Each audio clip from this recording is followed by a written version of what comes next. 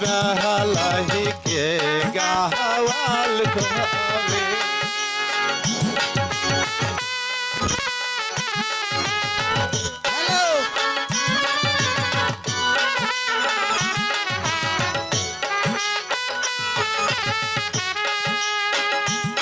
তুই হাট করবি আর বাজার করবি পয়সা আমার বাম পাশে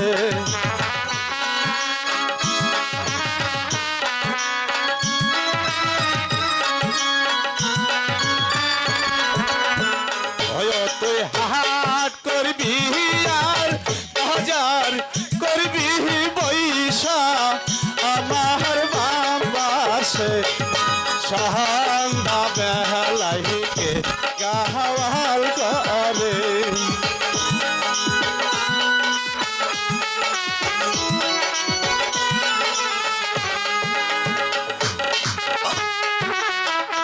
ওই ভাই দাদি আমরা যে বুড়া বুড়ি হয়ে গেছি গা হ্যাঁ ভাই দে আরে এখন তো মা ওই আল্লাহ তাআলা আমাকে পোলামে দেয় নাই তোর এত কামাই রুজি কইরে আমি কি করু তাই বহরে যাই নিজেরা মন করে যা কিছু আছে আমরা সব কিছু শিখাইয়া দেব তাই করুম নি রে ভাই দে আরে ভাই দে ও ভাই দে এই যে এম কি হাই ও ভাই দে ক ওই দেখ কি ওই জান মহিলাটা করে বাইদানি আর ওই বাদ দে তুই দেখতে পারিস না ওই দেখ এটা কেলার ভেলা খালি ওই জান মহি বাইসে যাইতাছে ওই জান মহি বাইসে যাইতাছে হাই কস কি বাইদানি তাই তো আমার যে কি বল কি লাগবে সে আরে হাই আরে বাইদানি আরে ভাই দে আমার মনে কয় ওইটার মধ্যে মনে কয় হাফে কাটা মানুষ আছে তুই ঠিক কইছ বাইদানি তা না হলে গাঙ্গের পানি বাটির দিকে যাইতাছে আর ওই বেলাটা খালি উচাইতেছে আমার মন বলছে ওইটার মধ্যে নিশ্চয় একটা সাপে কাটা লুক আছে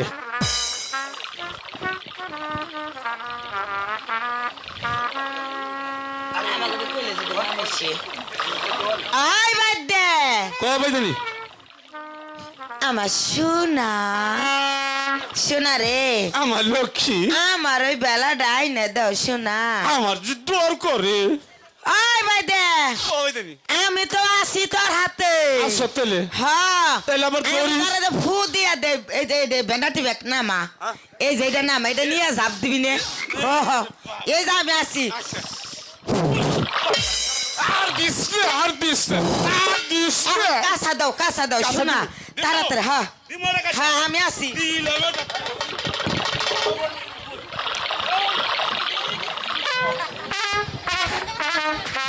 আমার আমার কি লাগতেছে ডর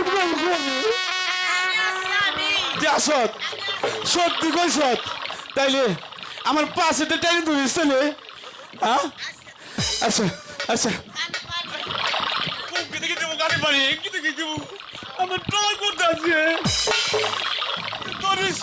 আমি দিতেছি আর আমি দোষী যা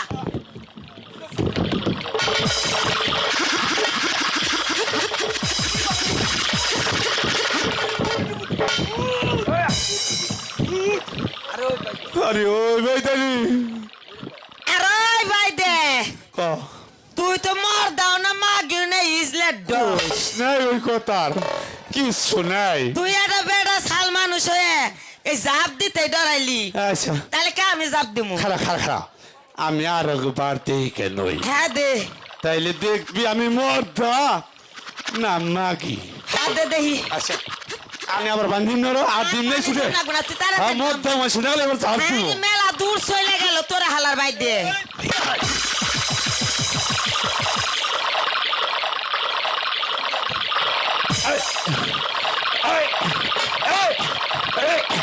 ওই বাইদানি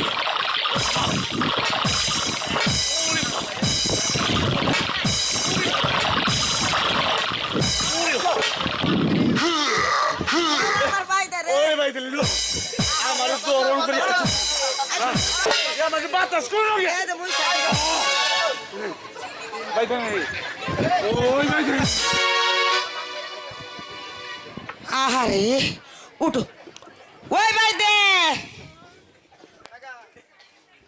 ওই বাইদে ওই তোর নুঙ্গি মুঙ্গি ঠিক কর আসলো আর তাড়াতাড়ি সিপ্রিয়া ঠিক করে দেখি ওই উঠে ওই বাইদে কোনে ওই বাইদে ওই এই দেখ কি সুন্দর একটা মাইয়া হাই হিরি এ হারে রাজকন্যা গুলে হার আরে দেখ বাইদানি বাইসা আছে কি না ও বাইদে হ্যাঁ ক বাইদে রে ক ও বাইদে ক বাইদানি এই দেখি ওর বুহের মধ্যে একখান সিটি চিঠিতে কি লেখা আছে তাহলে আমি পড়ুম না আমি পড়ি তাহলে তুই পড় দে পড়ে দেখ কি লেখা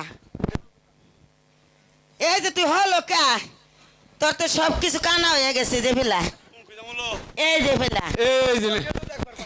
আমি তো চোখে একটু কম কম দেখি চশমাটা টানতে ভুলে গেছি গা দেখা বড় কষ্ট হইতাছে ও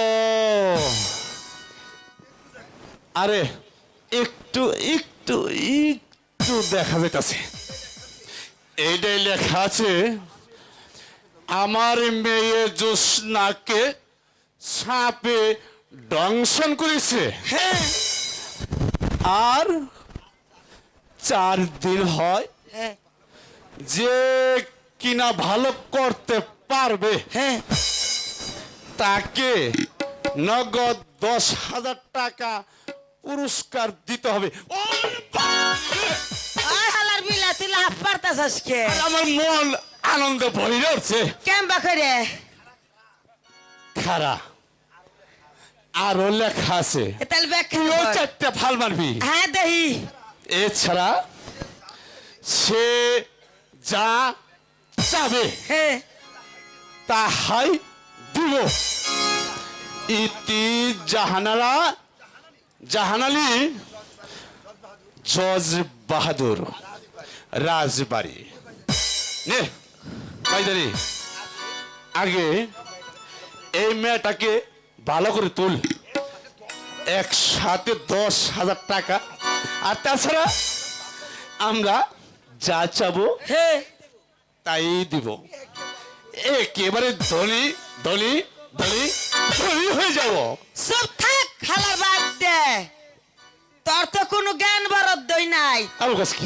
এই যে আমার বসকালে বিয়ে করে আনাইছিলি এই আমার বিয়ে হয়ে হারলে তোর সারা জন্মটা ভর আমি কামাই করে খাওয়াইছি লজ্জার কথা ওহন কি আর আমার হেই বয়স আছে ওই বেদালি কোন বুয়া আমার কি হেই বয়স আছে আমার হেই বয়স নাই ভাই ওই বেদানি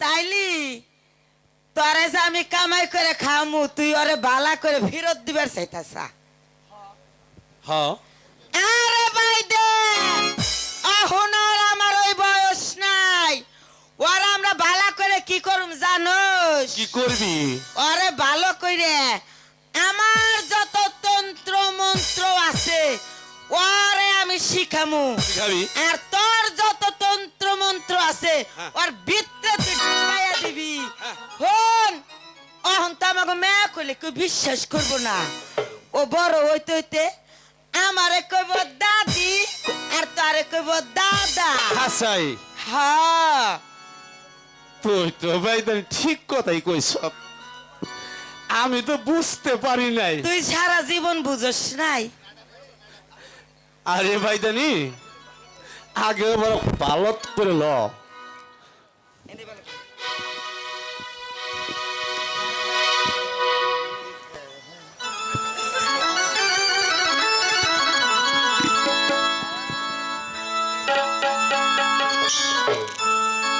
নাম রে কালিয়ার বিষ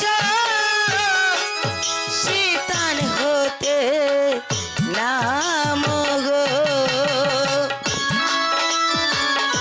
আয় ভাই দে স্যার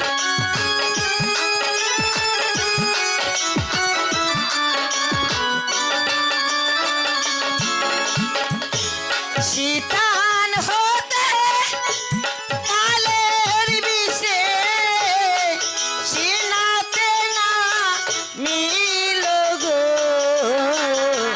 সিনাতে না মিল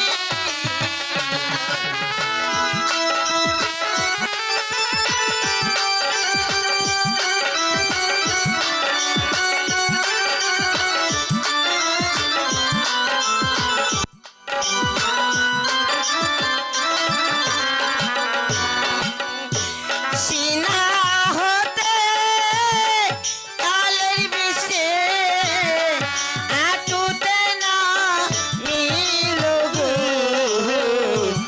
আটুতে না মিল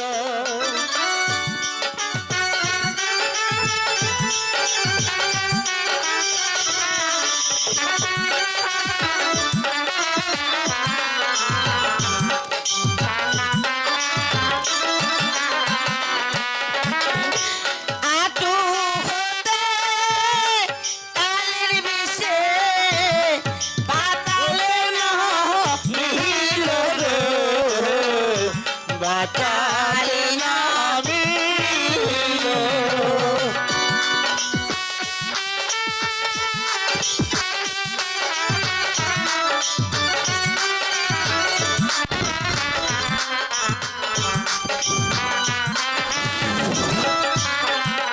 ওই ভাই দে হবে তাহলে শুন অহন তো ভালো হইল না ওরে আমি বহরে লইয়ে বিন বাজায়ে ওই হাফরে দইরাই নে ওর 20টা লাগবো তাগাদা বহরে নু হাই হেই রে ইস রে তাইলে এবার রে চল ভাই তাহলে তাড়াতাড়ি আয় আমি হঠাৎ হলো করে- চলো বাইদানি যদি আমার সাথে যাবি এই, আমার সাথে যাবি বাইদানি আমার সাথে যাবি রে ভাত কাপড় নেই বেলাতে লাতি গোটা খাবি লে বাইদানি যদি আমার সাথে যাবি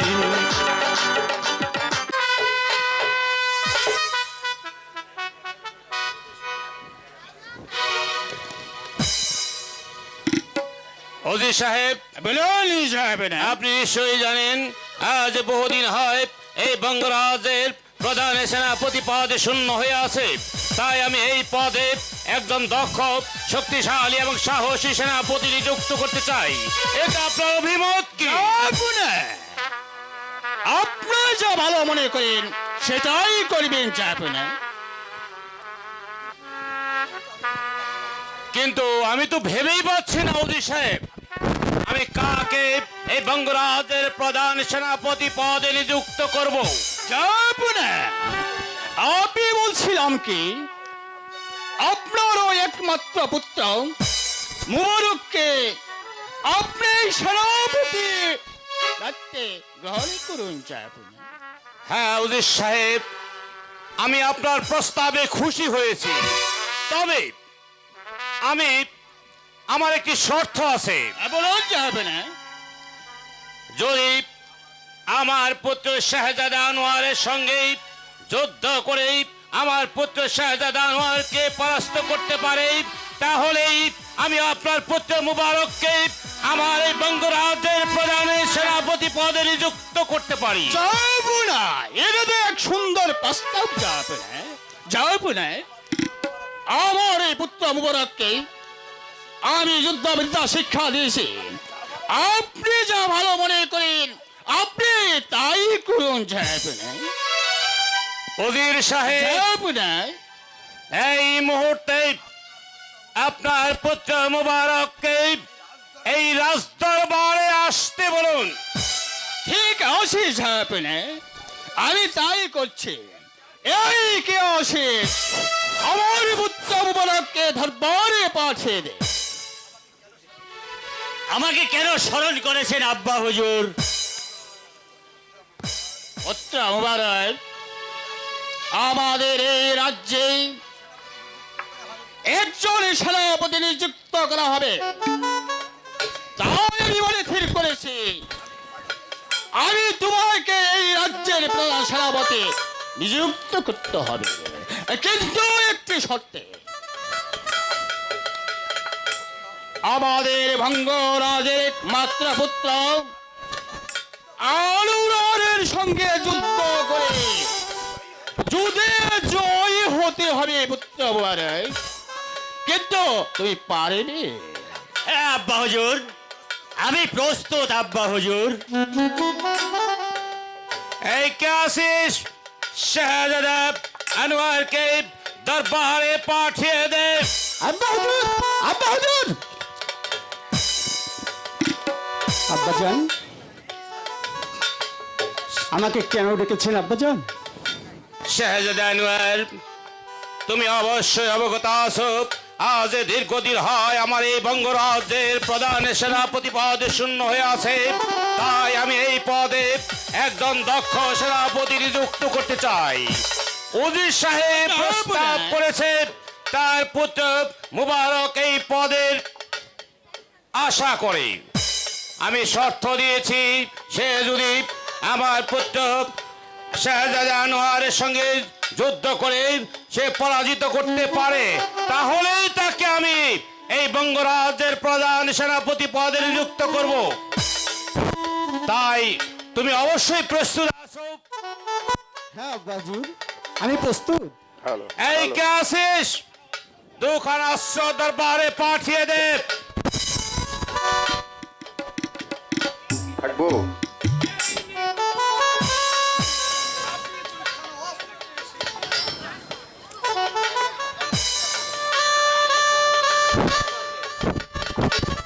ওজির সাহেব, যাব না। এই ধরুন হাতিয়ার। বাবা আনোয়ার, আব্বাজান, এই নাও তোমার হাতিয়ার। এই মুবারক তোমার হাতিয়ার। আব্বা হুজুর, আপনি আমাকে দোয়া করুন, আমি যেন যুদ্ধে জয় হতে পারি। হ্যাঁ, আব্বা হুজুর, আমার আপনি শুধু আশীর্বাদ আমাকে আশীর্বাদ তোমার করুন। প্রতি রইল। আমি যদি জয় হতে আমি তোমাকে আশীর্বাদ করি। আমি তো জানি না।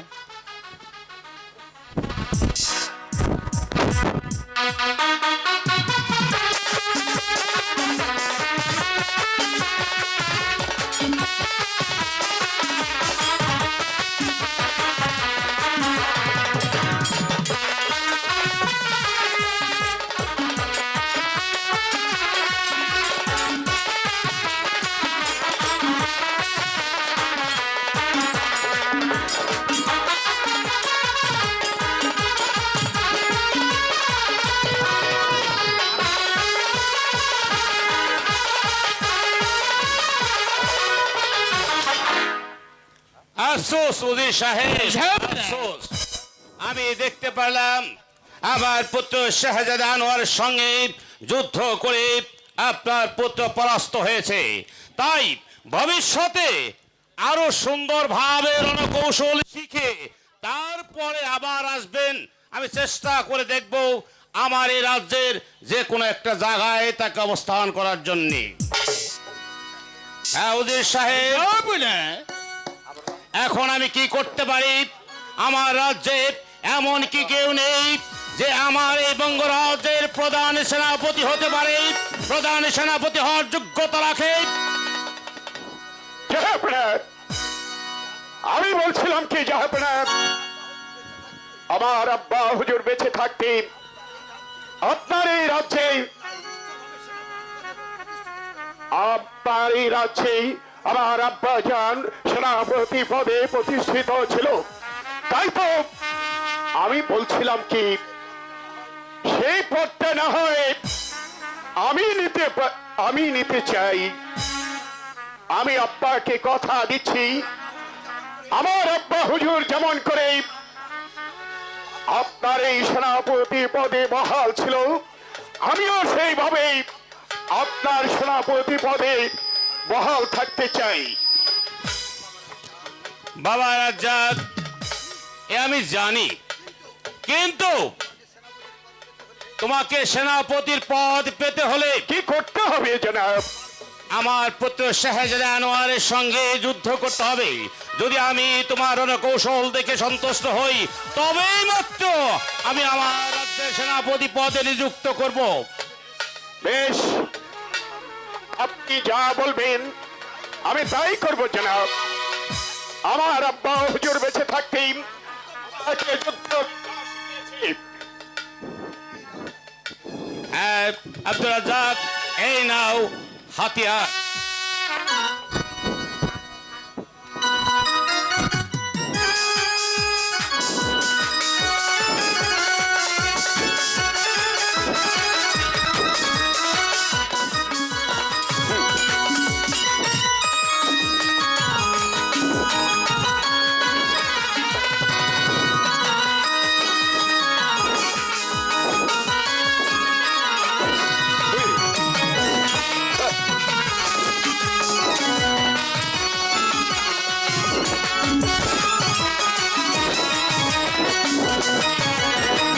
বাহ বাহ বাহ, থামো তোমরা।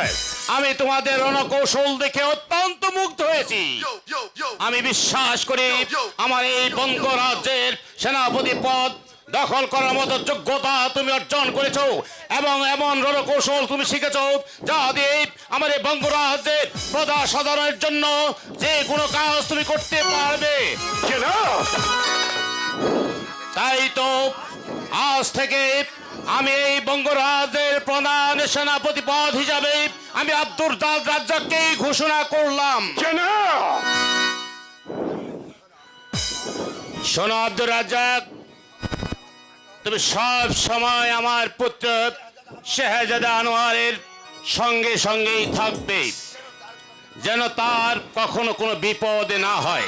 জনাব, আপনি যে হুকুম করেছেন আর যে হাতিয়ার আমার হাতে তুলে দিয়েছেন, আমি সব সময় ওই আনোয়ারের সঙ্গে থাকবো। যতক্ষণ আমার এক বিন্দু রক্ত থাকবে ততক্ষণ পর্যন্ত আপনার পিছনে থাকবো। তার গায়ে একটি কাঁটার আঁচড় আমি পড়তে দেবো না। আব্দুল রাজ্জাক, তোমার কথা শুনে আমি অত্যন্ত মুগ্ধ হয়েছি। জনাব। আব্বা হুজুর, হ্যাঁ বলো বাবা। আমার একটি আর্জি আছে আব্বা হুজুর। কি আর জি বলো বাবা আনোয়ার। আমি শিকারে যেতে চাই। ও, সে তো ভালো কথাই, কিন্তু তুমি শিকারে যাবে তো খুশির কথা। তবে আমি জানতে চাই তুমি শিকারে যাবে, সঙ্গে কাকে নিয়ে যাবে? কেন পিতা? আমার বন্ধু রাজ্জাক খাঁকে নিয়ে যাব। হ্যাঁ, সে খুব ভালো কথা। শোনো রাজ্জাক, জনাব। আমার পুত্র শাহজাদা আনোয়ার যাবে শিকার করতে, তুমি তার সঙ্গে শিকারে যাবে। সদা সর্বক্ষণ তুমি তার সাথে সাথে থাকবে, সব সময় খেয়াল রাখবে আমার একমাত্র পুত্র শাহজাদা আনোয়ারের যেন কোনো ক্ষতি না হয়। আপনি যে আদেশ দিয়েছেন জনাব, আপনার আদেশ আমি অক্ষরে অক্ষরে পালন করব। আপনি শুধু আমাদের জন্য দোয়া করবেন। জনাব, আমি শাহজাদাকে নিয়ে চলে যাচ্ছি। আপনি আমাদের জন্য দোয়া করবেন। এই মুহূর্তে আমরা ছুটে যাবো শিকারে, আর আমি শাহজাদাকে সঙ্গে নিয়ে যাচ্ছি। আসি আব্বা হুজুর। হ্যাঁ বাবা আনোয়ার, বিদায়। ভালো থাকবে। বিদায় আব্বা হুজুর, বিদায়। আফসোস উজির সাহেব, আফসোস। আপনার পুত্র মুবারককে যুদ্ধবিদ্যা ভালো করে শিখিয়ে তারপর আমার এই দরবারে নিয়ে আসবেন। উজির সাহেব, যাবে না। আমার এখন বিশ্রামের প্রয়োজন, তাই আমি বিশ্রামাগারে চললাম।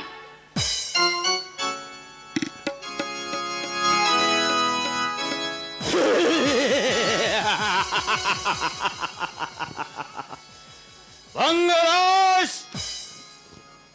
পুত্র মুবারক, আজ তুমি ওই শাহজাদা আনোয়ারের সঙ্গে যুদ্ধে তুমি পরাজিত হয়েছ, তাই তো আবার এই উঁচু মাথাটাকে তুমি নিচু করে দিয়েছ। আব্বা হুজুর, আপনি কোনো চিন্তা করবেন না। আমি যেমন করেই হোক ওই শাহজাদা আনোয়ারকে আমি এই বঙ্গরাজ্যের রাজ্য থেকে তাড়িয়ে দেব।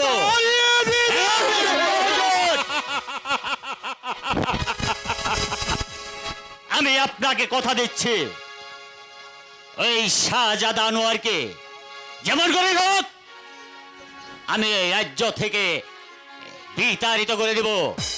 শোনো মুবারক, তাই করতে হবে। আর একটি কথা তুমি শোনো, বলুন আব্বা হুজুর। আমি অনেক দিন হয় ওই বঙ্গরাজের মন্ত্রী হিসাবে এই দরবারে কাজ করছে, কিন্তু কেন তুমি তুমি কি তা জানো? আব্বা হুজুর, কেন কেন আব্বা হুজুর? তাহলে শোনা, আমি চাই এই বঙ্গরাজের সিংহাসন জমানে করে হোক, এই সিংহাসন আমার চাই। আব্বা হুজুর, আপনি কোনো চিন্তা করবেন না। আমি যেমন করে হোক ছলে বলে কলে কৌশলে ওই বঙ্গরাজের সিংহাসনে আপনাকে আমি প্রতিষ্ঠিত করব।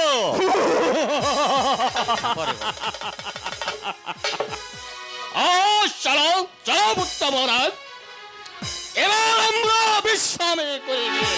অপমান অপমান অপমান! আমি যদি ওজির পুত্র মুবারক হয়ে থাকি তাহলে এই অপমানের প্রতিশোধ আমি কড়াই কণ্ঠায় আদায় করে নেব।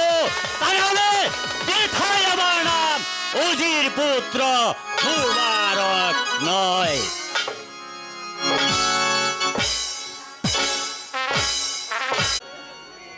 ওরে নাতনি, ওই নাতনি, ওই শুনছা দেখছো কয় কি? মাগি যে কোনে থাহে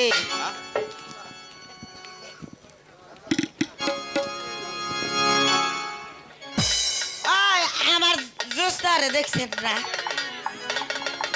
যে গাং চার কোনাতে খালি বুটতে খেত, ও বুনু জোসনা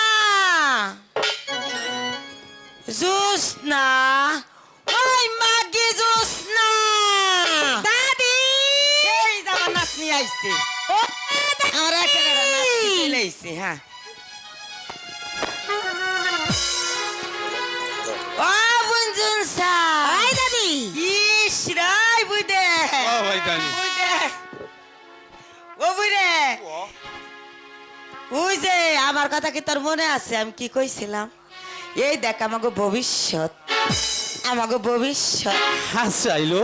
অবঞ্জুস না, এখন আমি বুইরে হইয়া গেছি, ওহন তোমার বিন বাজান হিকান লাগবো, ওই যে গ্রামে গ্রামে যায় নাচ গান কইরে হাফ খেলা দেখাইয়ে টেহা কামাই করে না।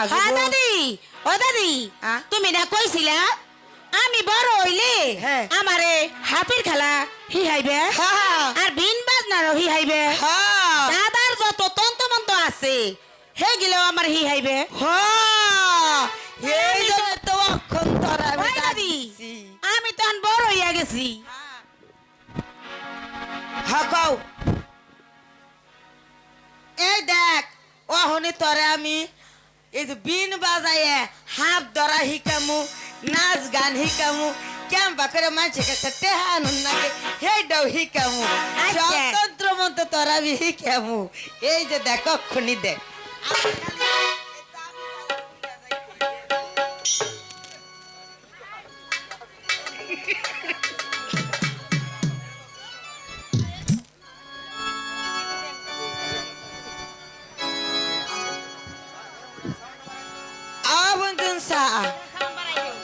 এই যে সাউন্ড শুন বাড়াই দিয়েন, সাউন্ড শুন বাড়াই দেন অবঞ্জন সা এই যে দেহ ক্যাম্বা করে বিন ধরুন লাগে ও উমুরা ভরেন না এই যে দেহ এই যে স্টার্টিং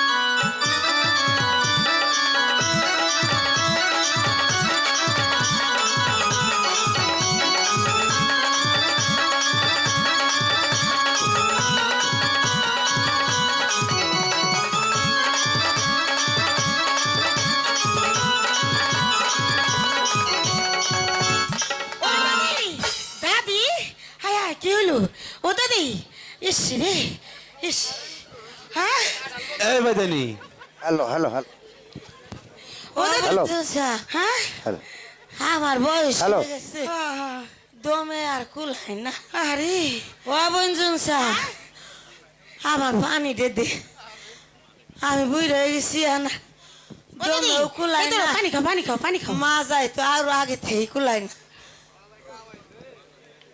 এই বেদানি আমি তো মাঝে দুবাই দিলো ইসিল আমার লক্ষ্মীটি দূর এ সব বুইড়া, বলেছে ভাই দে বুইড়া হয়ে গেছে কি আমি আমাকে এই নাচা মাথার পিছে কথা কুলাই কইছি।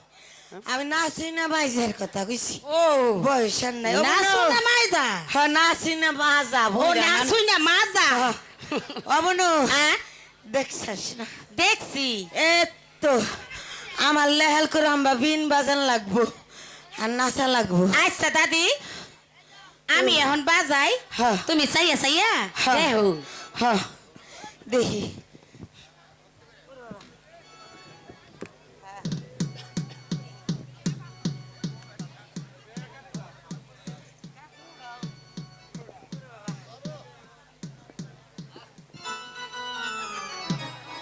বচ্চ বুনু বচ্চ আমি তো দোয়া করি তুমি আমার ভবিষ্যৎ বানালা বেটা না এটা পান দিলে তো ভালো হইতো